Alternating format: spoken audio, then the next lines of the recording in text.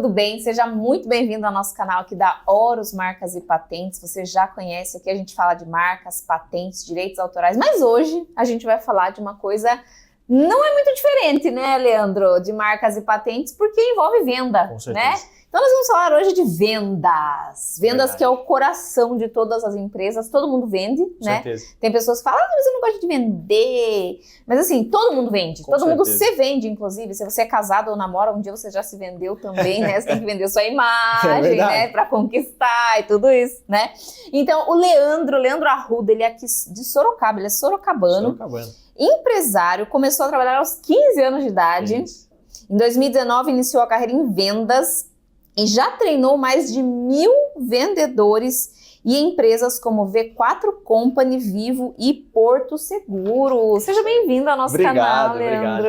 É um prazer estar aqui com vocês, prazer estar com você, Mel, pelo amor de Deus, um baita de um privilégio aqui poder trocar um papo como esse. A gente fala que o nosso propósito de vida é transbordar na vida de quem precisa, né? E Legal. quem precisa? Todo mundo. Todo mundo. Então, onde a gente puder estar somando as coisas, a gente vai estar junto, né? Legal. Seja, inclusive, de marcas e patentes, tem muito mais a ver com vendas do que talvez você possa imaginar. Exatamente. Se o cara tá vendendo horrores com uma marca desregulada, Pronto. acabou. Exatamente. O chão dele some da noite pro dia, ó, suas vendas aqui, ó. É. Sumiram, meu querido. Isso, exatamente. Eu gosto muito de trazer, né, parceiros aqui, amigos que falam de coisas do universo empresarial, que são Perfeito. essenciais para o universo empresarial, né, e vendas é essencial. Com certeza. Mas eu sempre faço um link com a questão de marcas. Por Com quê? Eu, inclusive, fiz uma palestra na sexta-feira passada em Alphaville, e aí eu trouxe para o pessoal que estava lá, para vocês visualizarem. Então, vamos fazer com você agora o Vamos exercício. Rapidamente, visualize a sua vida em 1400. 1.400? Faz uma regressão. Tá.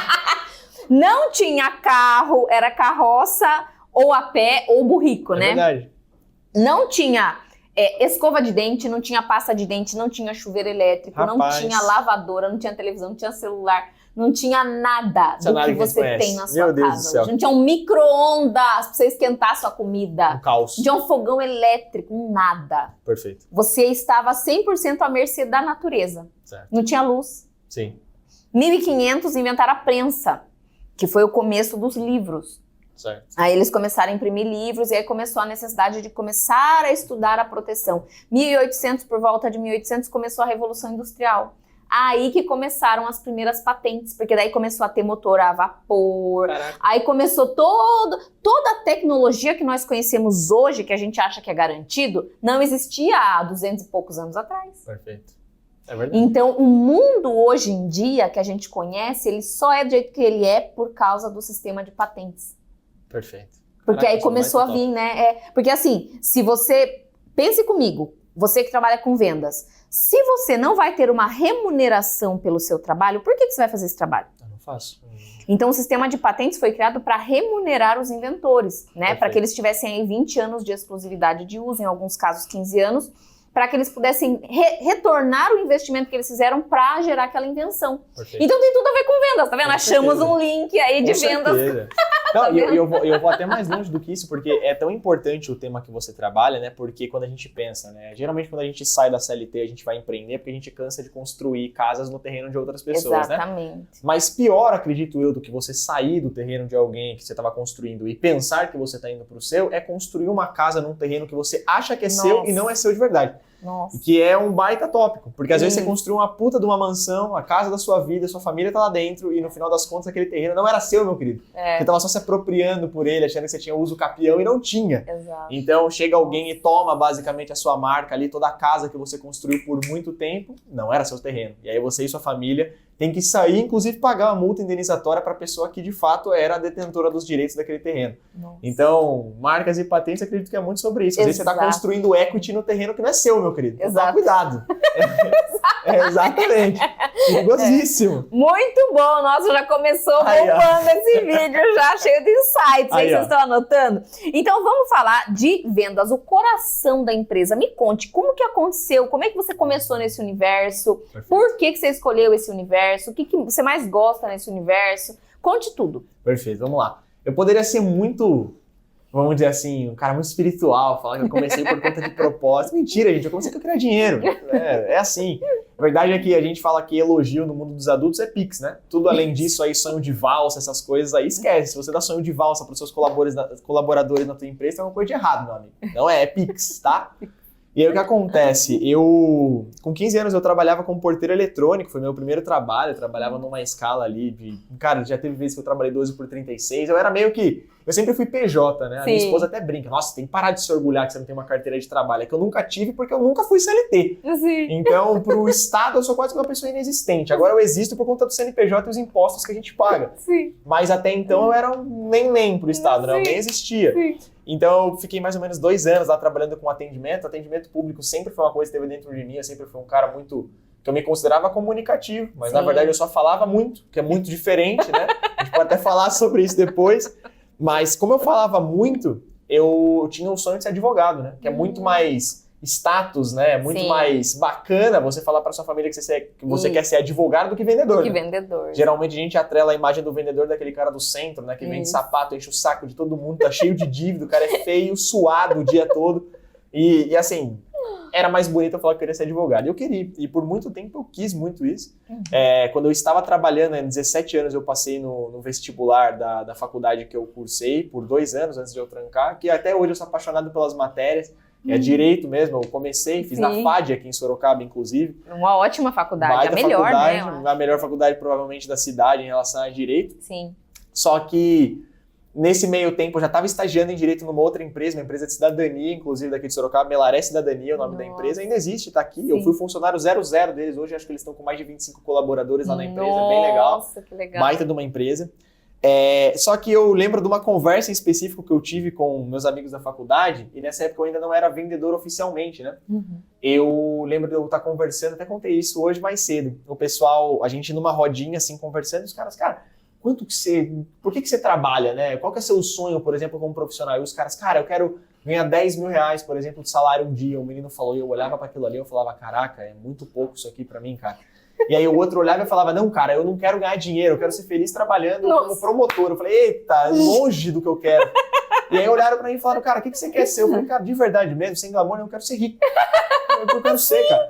E os caras, tipo assim, mas como assim, rico com direito? Eu falei, não, cara, no dia que vender bala no semáforo der dinheiro, eu abandono a porcaria da profissão do direito e eu vou pra lá.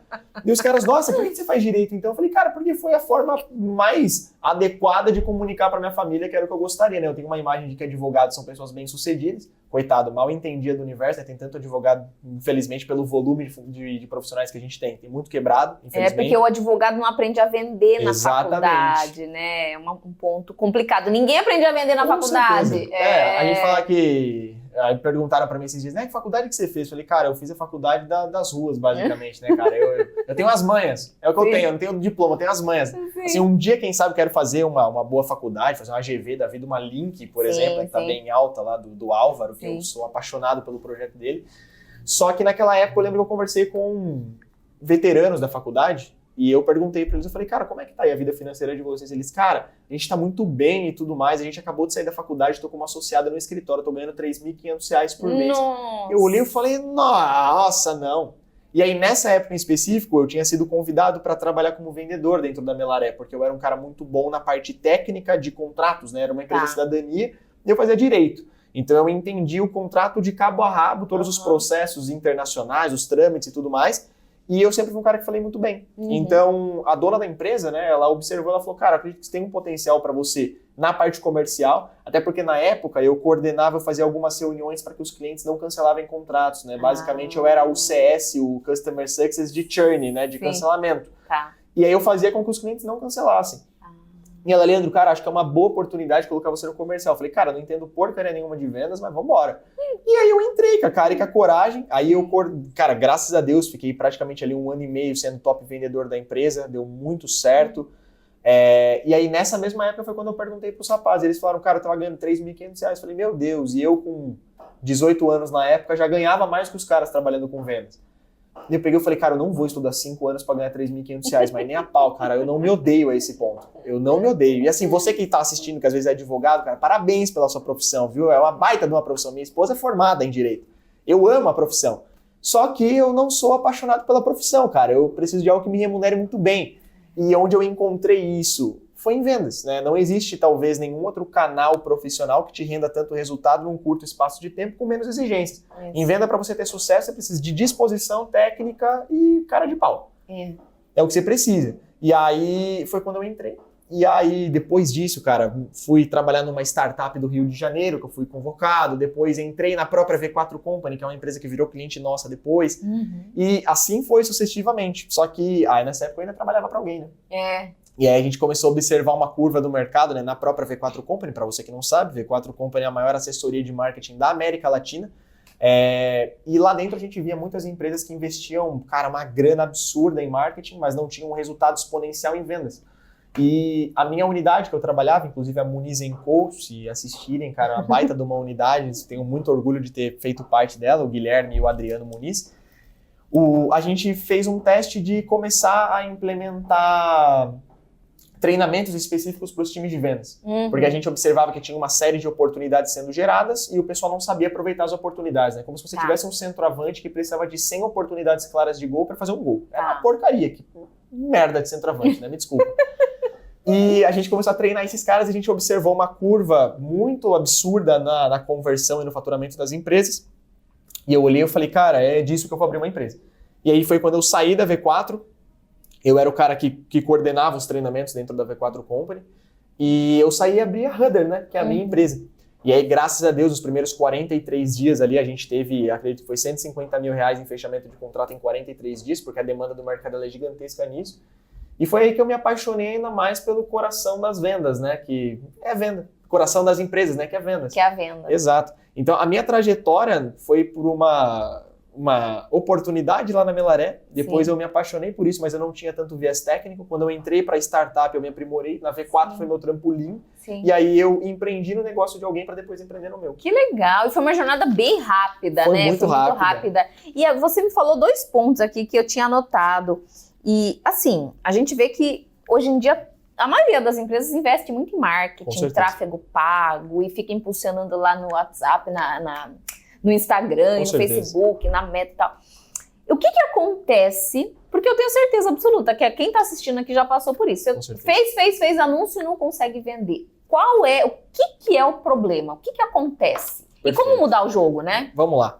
A questão que eu sempre gosto de trazer uma reflexão é que a maior parte das empresas hoje fala que marketing é vendas. Eu discordo absurdamente disso, porque existem diversos tipos de marketing. Tem o marketing publicitário, tem o marketing para conversão, tem remarketing, tem uma porrada de níveis de marketing que até os profissionais de marketing vão concordar comigo, né? Principalmente os mais antigos que são publicitários.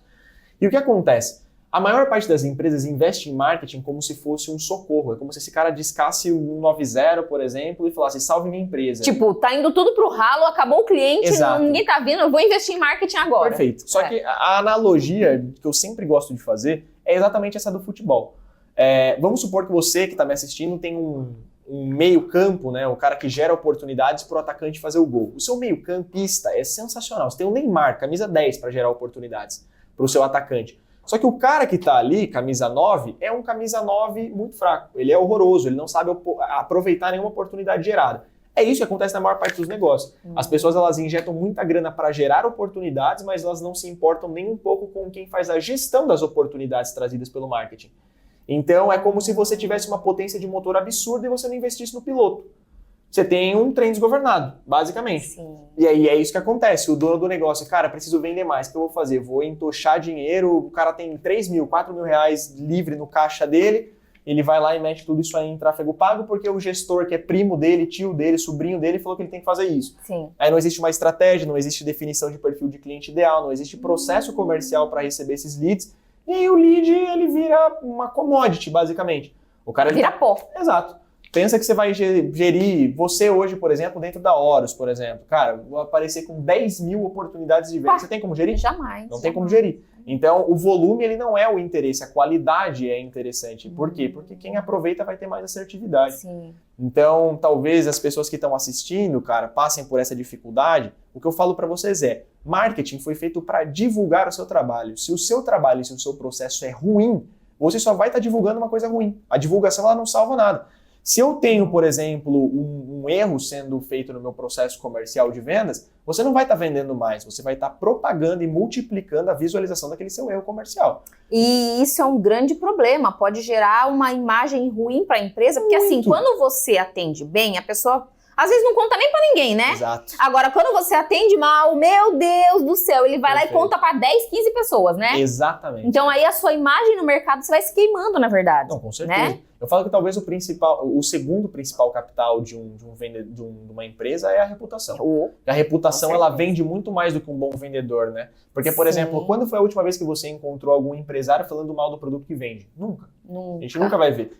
Por quê? Porque não faz sentido o cara ele promover negativamente o resultado que o produto dele gera. Exatamente. Então, qual é o capital, o segundo capital mais importante de uma empresa? A reputação que os clientes de fato, clientes que compraram o produto daquele cara falam sobre o produto, né?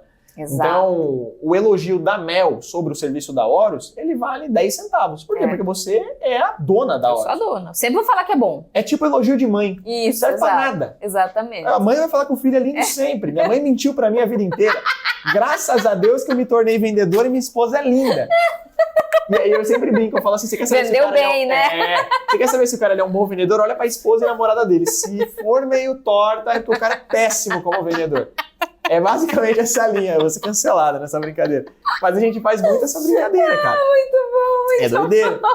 É muito legal, cara. Muito bom. E você falou uma outra coisa, ainda dentro disso, né? Da questão de dificuldade de achar profissionais na área de vendas, que está diretamente linkado a isso que você falou. Porque se fazer marketing e não ter quem recebe ali é um grande problema, e se você tem pessoas que são desqualificadas e que não sabem receber direito? Perfeito. Porque às vezes você tem um time, mas o time não está dando resultado. Exato. E aí, como é que faz? Como é que resolve isso? Fale um pouco pra gente dos problemas que você já viu nessa área. A gente falou de algumas empresas que a gente já atendeu aqui, mas já passaram mais de 1.000 vendedores e 300 empresas ali pelo ecossistema da Hunter que a gente tem hoje. E uma coisa que eu entendo hoje que é muito uma prioridade, que é até um dos serviços que a gente presta, que é recrutamento e seleção de vendedores exclusivamente. Porque se você erra no recrutamento e seleção, você não tem como acertar em mais nada. Porque pensa o seguinte, né? O marketing, ele leva leads para os vendedores. Sim. Os processos comerciais são feitos para que os vendedores executem. As ferramentas e tecnologias são implementadas para que o vendedor utilize. Ou seja, tudo volta para a execução e a dependência da execução e a habilidade do vendedor. Se você contrata errado, as ferramentas vão para o lixo, o processo vai para o lixo e os leads vão para o lixo. Exato. Então, o vendedor, as pessoas, esse sim é o principal capital intelectual do seu negócio, são as pessoas.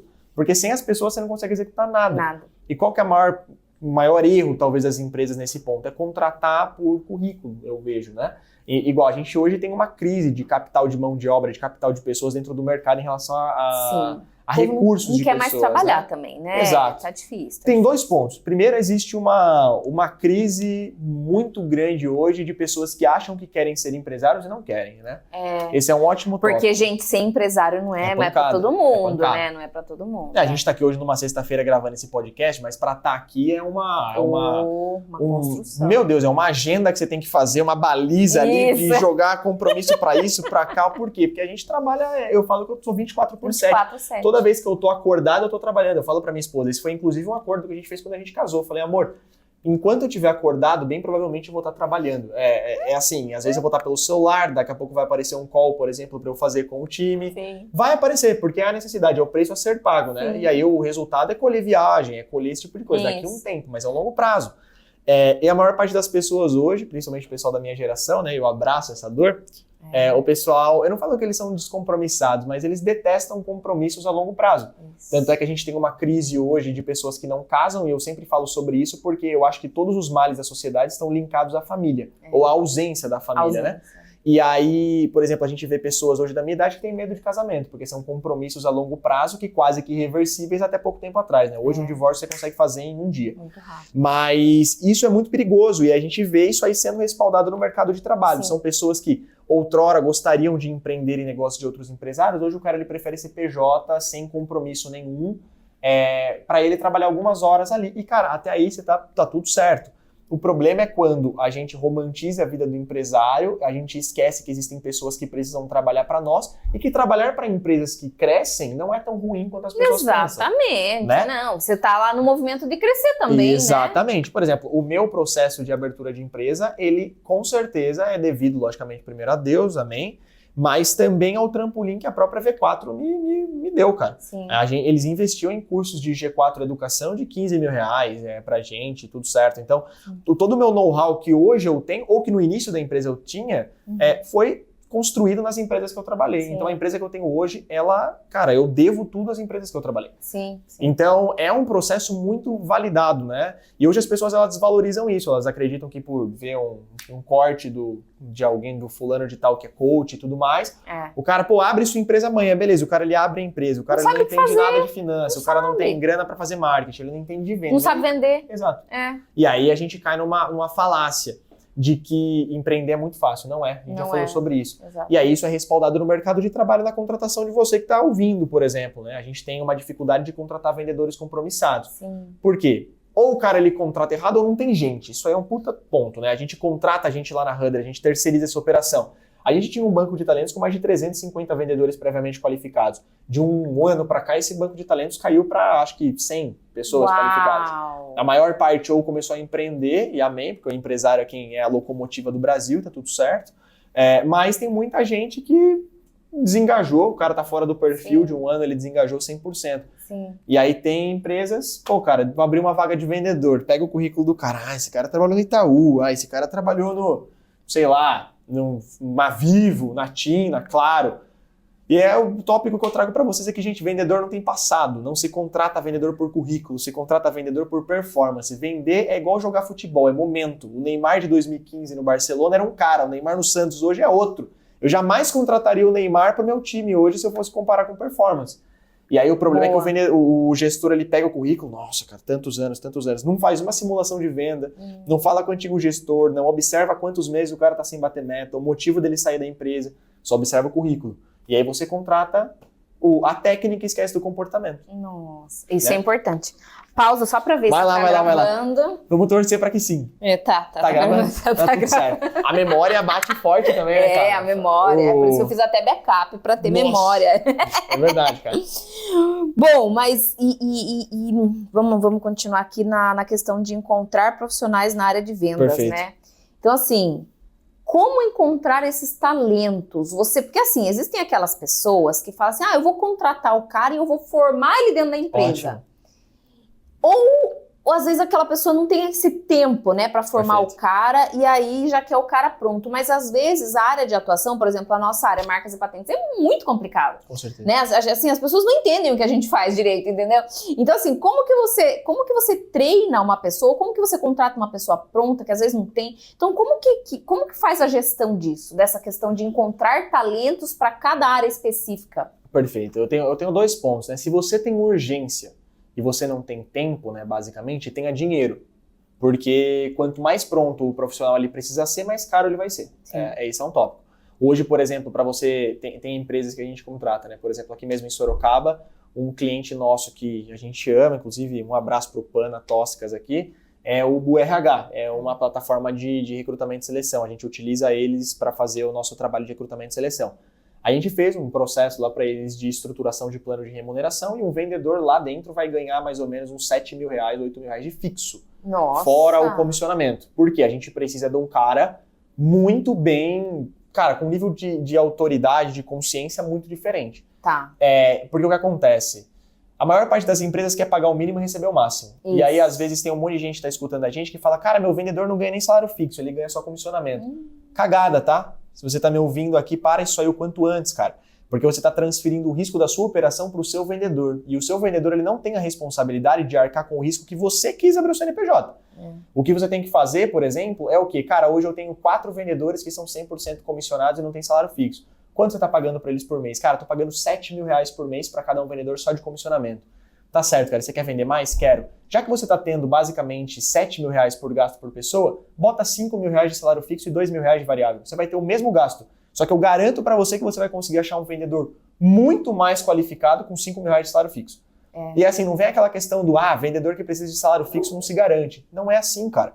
Porque o que acontece, existem momentos de carreira. Ou você, contratando um vendedor por R$2.000, você vai achar um cara bom que está se atualizando no mercado e, assim, isso é muita sorte, você vai uma agulha no palheiro, né? Exatamente. Ou você vai encontrar um cara que está desesperado, que precisa de dinheiro e que não está no mercado por um motivo que você ainda não descobriu, né? Às vezes as empresas que ele passou não viram valor nele, ele não desempenhou um trabalho tão bom e por isso ele precisa trabalhar. Só que assim, o que acontece? Essas são as questões dos momentos. Eu gosto muito de formar talento nas empresas, só que para você formar talento, você precisa ter tempo. Se você não tem tempo, você precisa ter dinheiro. Se você não tem tempo e não tem dinheiro... Vende você mesmo.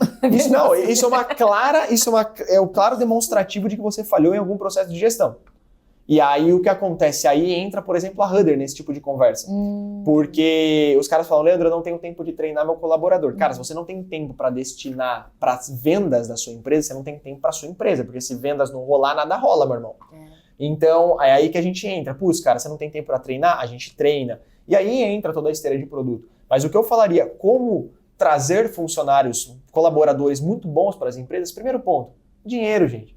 Dinheiro é 60%, 70% do processo. Ah, minha cultura é linda, igual no Nubank, Inter, os caras têm umas culturas maravilhosas, né? Você olha, parede colorida, nós amamos trabalhar aqui.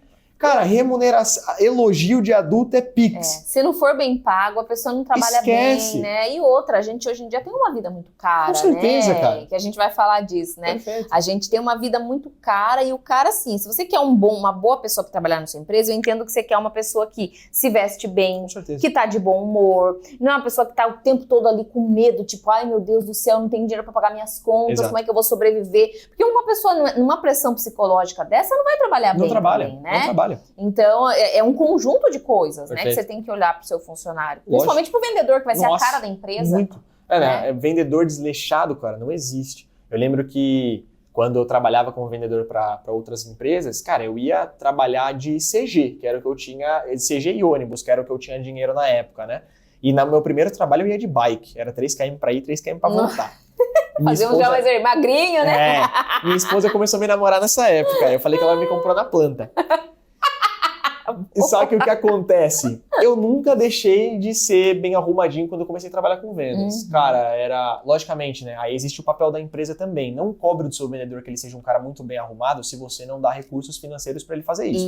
Especialmente se você tem um modelo de contratação CLT, saiba que é sua obrigação fornecer as vestimentas que você cobra que seu funcionário utilize. Tudo que foge disso, o Ministério do Trabalho pode carcar nas suas costas, meu caro. Então, você está cobrando que seu vendedor vá de roupa social, dê roupa social para o seu vendedor. Porque se você entregar um salário fixo de R$2.000 e cobrar que o cara vá de terno, você tem que tomar uns 3 tapinhas na cara para cair na realidade. Às vezes você que é dono da empresa não anda de terno e quer que seu vendedor ande. Exatamente. E aí entra o próximo tópico, que é como atrair talentos muito bons para sua empresa. Tenha uma cultura para recepcionar esses caras. Você quer ter um ambiente de alta performance? Seja o gestor de alta performance. Cultura é de cima para baixo, não de baixo para cima. Aí o vendedor cara, eu quero que meu time chegue cedo e vá embora tarde. Aí o cara, 3 horas da tarde, tá almoçando com a mulher no restaurante. Chega 10 horas da manhã para trabalhar na empresa. Mas eu sou o dono, eu fiz isso aqui. Você tem gerente comercial para acompanhar esse cara? Você já tem um time para você sair? Porque se o time ele tem uma clara visualização de que você é um gestor bunda mole, o time vai ser bunda mole. Esse é o ponto. Sim. E aí o gestor, às vezes, ele acha que a empresa dele já é um passivo, né? Que ele só, vou deixar aqui a parada rolando, eu pego o meu dividendo lá no fim do mês. É uma Ambev da vida, né? Que anda sozinho. Você não é o Jorge Paulo Lemann, meu querido. Você não é, tá? Fique em paz. E aí, esse é o principal ponto. Então eu colocaria, cara, política de remuneração, uma cultura atrativa, porque os melhores do mercado, eles escolhem as empresas que eles querem participar. Sim, eles são concorridos. Você não vai ver, por exemplo, o Neymar vindo jogar no São Bento, por mais ruim que ele esteja agora, porque bem provavelmente vai ter outros times querendo buscar ele. Sim. Então, os bons profissionais, eles escolhem os lugares que eles querem trabalhar. E você, como dono, aí é a pergunta que eu faço. Se você fosse o funcionário que recebe o Prolabore que você recebe, você trabalharia na sua empresa como vendedor? Eu fiz essa pergunta lá no início da Rudder. E eu falava, cara, não. Até que eu estruturei a cultura da empresa e ficou lindo. Legal. Então, cultura e remuneração. são os tópicos para você conseguir atrair os talentos. Não acredite que você por R$2.000 vai conseguir atrair um talento excepcional. Se você atrair, você vai formar ele vai sair da sua empresa. E isso é um processo normal, tá? As pessoas saírem da sua empresa depois que elas se desenvolvem, não se sinta culpado por isso. Muita gente fala assim, eu não vou ficar investindo em treinamento, em funcionário, porque daí eles somem, vão embora.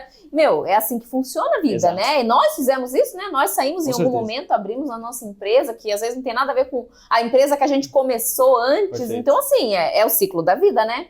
E aí, entra naquele tópico, né? A gente falando de dinheiro, entra no primeiro tópico que eu tinha falado com você. Eu chamei o Leandro ontem e falei, Leandro, vamos falar da crise. Porque o Brasil está em crise, o dólar está subindo, o mercado está doido, as pessoas estão apavoradas, e é reforma tributária, e é tributo, e é imposto, e não sei o quê. E taca ali, né, tipo, chicote nas costas do empresário, né? Então, assim, eu falei, Leandro, vamos dar uma luz para os nossos clientes, né, para os nossos espectadores que estão assistindo esse vídeo. O que a gente faz em um momento de crise? A gente volta pro CLT? Nossa senhora, não fale duas vezes, aí tem gente que vai. Tô brincando. Vamos lá. Primeira coisa, o demonstrativo da crise, ele é muito complexo. Eu acredito que hoje a gente vive uma crise muito velada, é a primeira coisa, né? Existem dados aí econômicos que mostram que a gente está numa recessão, aí basicamente muito pior, inclusive, do que a de 2015 e 2016, da Dilma. Eu acho que tá muito pior, né? A Selic, pela primeira vez, bateu um dado maior do que, inclusive, na época da Dilma. A gente está numa histórica, né? Sim. E para você que acha que ter a Selic alta é um bom ponto, é um ponto bem ruim, na verdade, né? Quanto mais alta a Selic, menor a segurança de investimento que capital estrangeiro tem no nosso país, né? A gente tinha, por exemplo, no governo anterior, né? Basicamente a menor Selic da história, né? Eu não lembro se a gente chegou a 3, se eu não me engano, por cento da Selic. Sim, deu uma boa queda, porque o cenário econômico do Brasil ele era muito mais estável do que o que a gente tem hoje, né? E aí o que acontece? Primeira coisa é a gente observar que a crise ela não deveria mexer tanto com a gente quanto ela está mexendo se a gente tivesse uma empresa bem estruturada, né? Sim. A gente observa que a crise ela tem dois pontos, né? Ela tem a crise que quebra negócio e tem a crise que acende negócios, né? Sim. Por exemplo, a pandemia foi talvez um horror. Nossa, foi assim, para umas empresas fecharam, né? Sumiram no mapa, mas muita empresa abriu. E hoje em dia está super prosperando. Perfeito. A gente tem dados, por exemplo, agora há pouco eu estava na reunião com um possível cliente nosso que a gente estava conversando e ele mencionou que março de 2020 até julho de 2020 foi o período de tempo que ele mais fez dinheiro na vida dele, né? E ele não trabalhava com nada de saúde, tá bom? Era um ramo bem de tecnologia. Sim. Porque ele conseguiu adequar a oferta dele com o timing certo. Então, a verdade é a seguinte, né? O mundo ele é cíclico, né? Em toda revolução a gente acha que o mercado ele vai quebrar. Ele não vai quebrar. Só que algumas empresas vão quebrar, tal como tem quebrado, né? A inteligência artificial vem para quebrar alguns tópicos aí também, vem para somar, ela não vem para tomar, eu acredito, mas ela vai acabar quebrando algumas coisas. Mas em relação à crise, cara, eu acredito que o remédio para tudo seja vendas. Porque a crise ela só demonstra o quão refém nós estamos da vontade do cliente e não de uma estratégia que a gente tem. Boa. Tem vários negócios que são muito reféns, inclusive do tráfego pago, igual a gente estava conversando. Sim. E aí a gente tem uma ascensão no custo do marketing, né? No custo por clique, custo por lead, no custo de aquisição dos clientes. Muita concorrência no digital, Exatamente, né? E desleal até mesmo às vezes. E a gente começa a observar que, cara, no fim das contas, vendas é um remédio para tudo, né? E como que você se posiciona durante um período de crise? Cara, tem dois tipos de empresário. Tem um empresário que ele prefere morrer no barco afundando e tem um empresário que prefere morrer nadando. Porque tem muita gente que, assim, não quer mudar. Exato. Né? Fica ali preso naquilo. Não, porque até agora eu fiz assim, como assim eu vou mudar? Perfeito. Né? E muitas vezes no momento de crise você tem que se reinventar, você tem que melhorar, você tem que mudar, você tem que aprender, tem que fazer curso, tem que aprender a vender de uma forma diferente, né? Não, e sem contar, às vezes você tem que investir num cenário que não parece que faz sentido investir. Exatamente. Eu falo isso porque a Hudder, ela tá passando por esse momento de transição. A gente incorporou algumas ofertas dentro da Hudder que nós não tínhamos antes, porque a gente observou que o mercado ele mudou de um ano para cá. E eu falei, cara, eu preciso mudar a minha oferta para atrair a atenção dos meus clientes que me pagam bem. Sim. E aí foi o que a gente mudou. Até trouxe um sócio para dentro da operação e tudo mais. Que inclusive era para ele estar aqui, ele não conseguiu vir. Mas em linhas gerais, cara, eu sou o tipo de cara que pisa no acelerador no momento que a maior parte das pessoas está freando. Legal. E eu falo isso porque é exatamente isso que a gente está falando. Existem dois cenários. Tem um empresário que acende e tem um empresário que quebra na crise. E se você é o cara que tem medo de tomar risco, a primeira coisa que eu falo para você é que empreender não é para você, irmão. porque empreender é risco full time. No Brasil, empreender é um ato de loucura. Eu estava escutando um podcast do Thales Gomes, que é uma das minhas principais referências em relação a empreendedorismo, o Thales, o Alfredo e o Nardon do G4, e no podcast ele fala muito, ele fala, cara, empreender no Brasil é um ato de loucura, a gente tem a chicotada do imposto, a gente tem as regras do jogo que são mudadas durante o jogo, é tipo, uma analogia que ele fez que eu amei, foi tipo assim, cara, você tá jogando futebol, aí você tá na frente do gol, você conseguiu fazer toda a sua estratégia, você tá na frente, você vai chutar. O juiz apita e fala, basquete agora. Você tá com a mão na bola pra cobrar o lateral, pra jogar a bola lá dentro. Aí fala, não, é pênalti, fica com a mão na bola agora. Trocamos o esporte, bota a cesta aqui dentro, agora é basquete. Você fala, puta, cara, que merda. É isso que acontece no Brasil. É isso que acontece no Brasil. Então a gente tá num cenário instável, maluco. E qual é o melhor, né, que eu geralmente falo pras pessoas? Eu falo, cara, primeiro, toma risco, a gente toma risco o tempo todo. Saber trabalhar com capital de banco, então conseguir se desenvolver um relacionamento com bancos. E aí o que eu falo não se pega dívida quando o seu negócio está quebrando, se pega quando ele está ascendendo. A maior parte das pessoas faz o curso inverso, né? O cara ele pega empréstimo, dívida de alavancagem, na verdade não é dívida de alavancagem, é só dívida. O cara ele pega a dívida quando o negócio dele tá uma porcaria. Só que você foi no timing errado, meu querido. Se pega empréstimo quando o seu negócio está indo muito bem. Porque os negócios eles foram feitos para deixar o dono rico e para empreender com capital de banco. Por que se o seu negócio, né, o Lázaro mesmo, né, que é uma baita referência minha, ele fala, se o seu negócio ele não consegue sustentar uma taxa de juros de 1,3% ao ano, por exemplo, ou ao mês, por exemplo, cara, seu negócio é uma porcaria, me desculpa. 1,3% para você pegar um capital que você demoraria um ano para ter, investir na sua operação e fazer ela lucrar 3 vezes mais, é muito inteligente. Sim. Só que você tem que saber fazer isso na hora certa. Sim. Então, entendimento de timing, eu acredito que network, conversar com outros empresários para você entender o mercado, porque às vezes o mercado não tá tão ruim, você tá muito ruim. Olha, faz um parênteses aí, eu converso com muita gente, né? Sim. Eu vivo nos networkings da vida e eu percebi isso.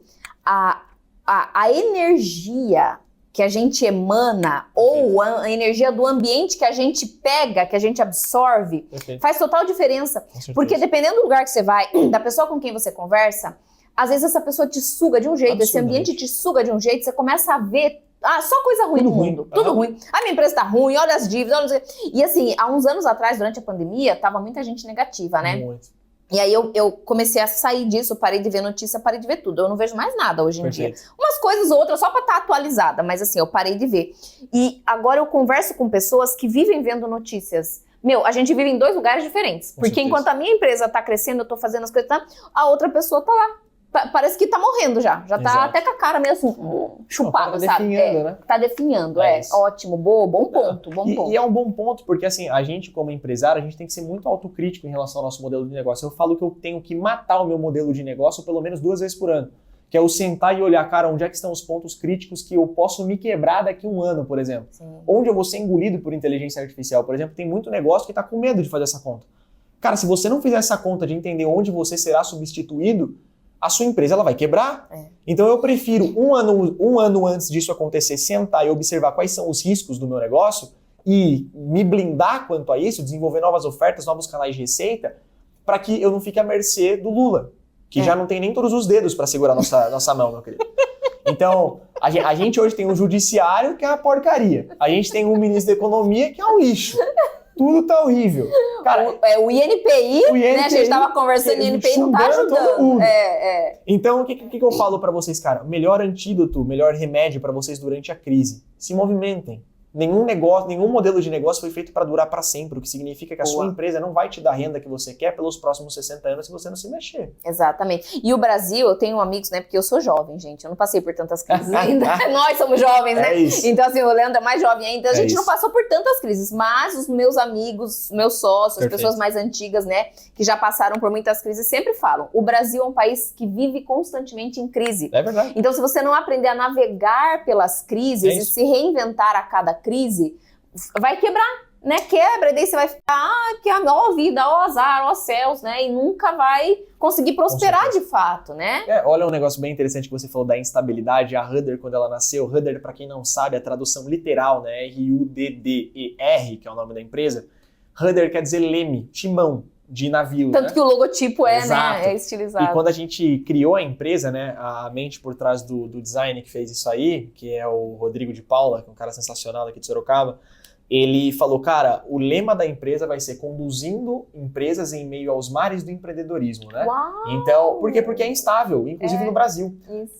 E assim, a gente observa que empreender no mundo todo já é complicado. Por exemplo, nós temos clientes na Europa, em Portugal, e uma dessas empresas estava no meio do apagão.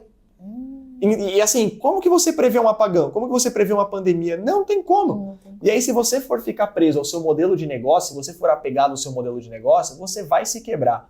Por exemplo, ontem mesmo a gente estava tendo uma reunião e a gente estava reinventando o modelo de negócio da Horus, basicamente, juntos. Sim. Porque o que acontece? O mercado mudou. A oferta que eu fazia 1 ano atrás, ela não vende mais agora. Você que é dono de agência, você não vende mais da mesma forma que você vendia 3, 4, 5 anos atrás. Você que é dono de uma indústria, talvez você ainda assim consiga vender de uma forma um pouco mais padronizada, porque o mercado da indústria ele é mais conservador. Agora, a gente tem que se mexer. Quem não se mexe, morre, né? Então... É uma hora ou outra. Até tem um livro, né, do Aaron Ross, que é Receita Previsível, o nome, que ele menciona que empresas que não estão crescendo estão morrendo. Então esse é um baita de um tópico, né? Se a sua empresa, ela pelo menos não crescer nesse próximo ano 15%, é um baita de um tópico ruim. Sabe por quê? Porque a Selic está batendo isso, meu querido. Então significa que se você não crescer acima de 15% esse ano, era melhor você ter fechado sua operação, pegado seu caixa e jogado na Selic. Você trabalhou para render menos do que a Selic. Pagou para trabalhar, né? Pagou para trabalhar. E aí tem a inflação, tem a desvalorização do capital, tem a visualização ruim do latino-americano, principalmente brasileiro, de todo o capital exterior. Tem a redução de equity para empresas que não têm receita recorrente, tem a redução de equity para empresas que não têm inteligência artificial emplacadas dentro da operação.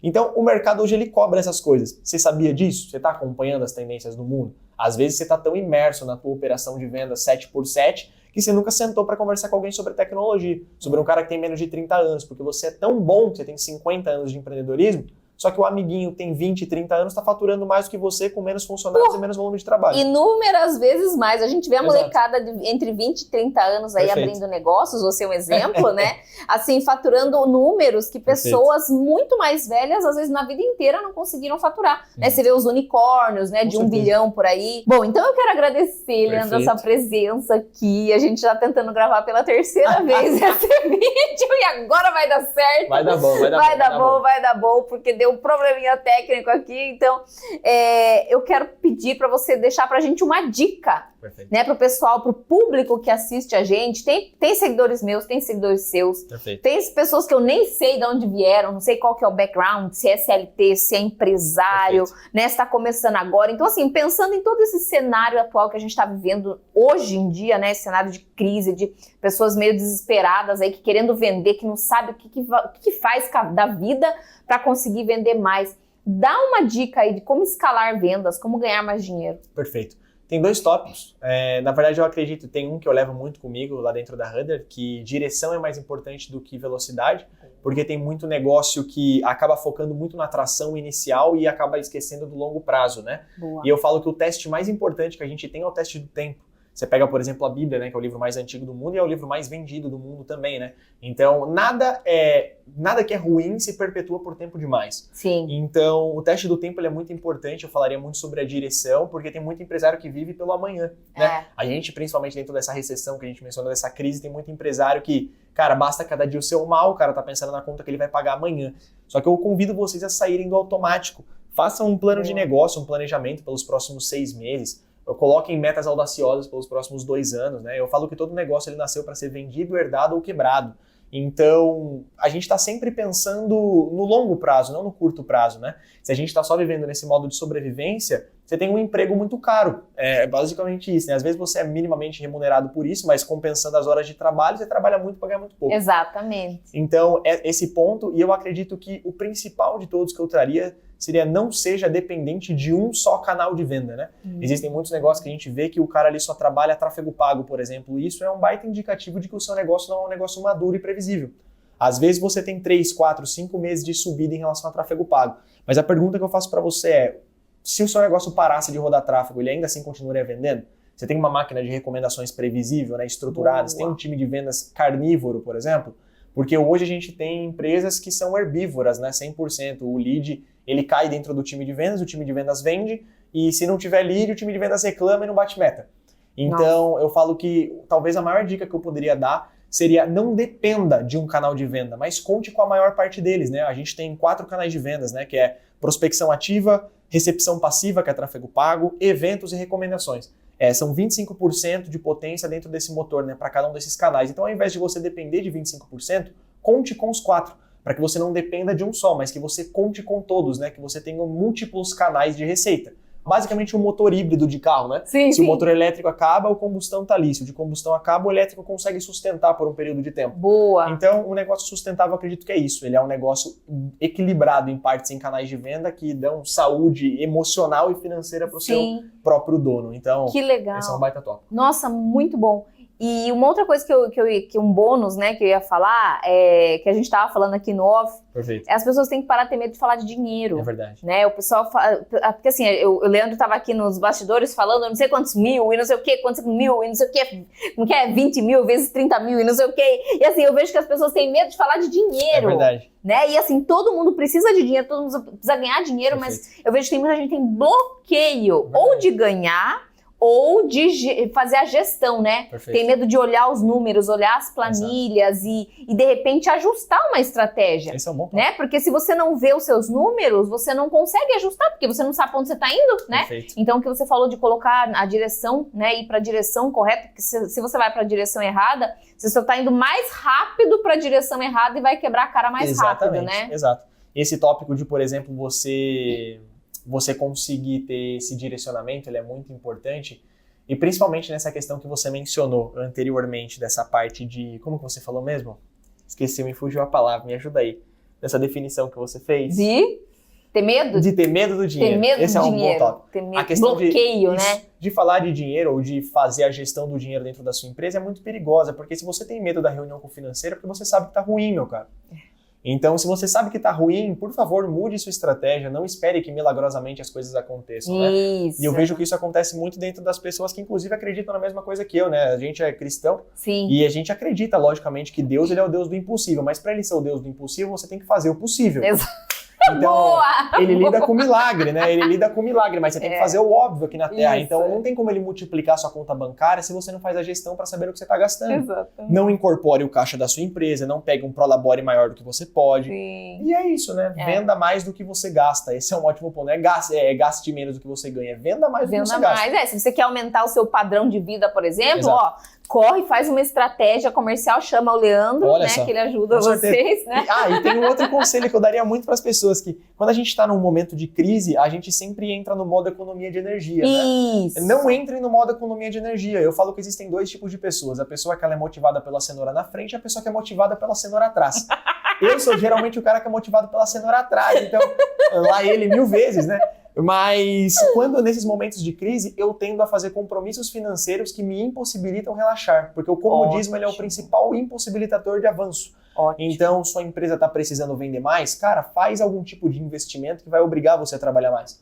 É basicamente isso. Quem não tem, um homem sem dívidas é um menino. Então, é isso que eu trago, né? Mas pegar dívidas para investir. Exatamente. Não vai pegar dívida para comprar carro. Isso, cara. vai comprar um celular de 15 mil reais. Não, gente. Não façam dívida de consumo, façam dívida de alavancagem. Dívida de alavancagem é aquilo que te traz retorno. Dívida de consumo é aquilo que te traz gasto. Isso. Então, se você vê que o seu celular pode ser um canal de venda para você gravar um vídeo no TikTok e fazer 6 dígitos, invista. Tudo bem. Se você vai utilizar seu celular para ver o TikTok, não invista.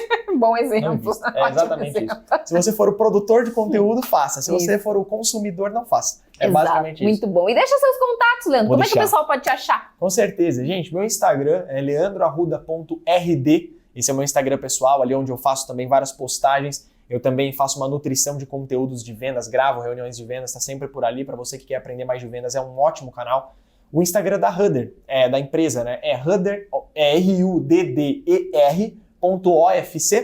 Esse é o canal da empresa e, inclusive, deixo até um convite aqui para o pessoal, a gente geralmente tem uma comunidade de vendas que tem uma área de membros com cursos de elevação de consciência de vendedores ali dentro, que a gente oferece só para os nossos clientes. Tem um custo geralmente de R$ 1.500, mas para você que está assistindo aqui o podcast, pode entrar lá, comenta lá que você veio da Mel e a gente libera o acesso para você lá gratuitamente, sem problema nenhum. Obrigada, Leandro. De nada, que isso, para premiar aí a audiência. Aproveitem. E eu tenho certeza que vocês vão fazer muito bom uso e acompanhem a gente por lá, que tem sempre conteúdo muito valioso. Muito bom, obrigada, Leandro. Eu quero agradecer muito. A gente sabe que a agenda é corrida.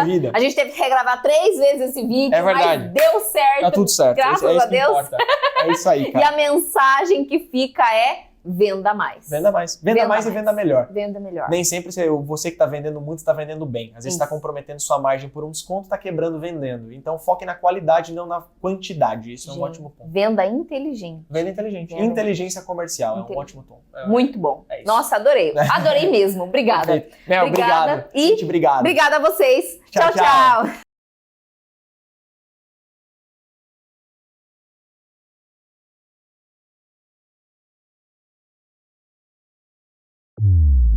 Tchau.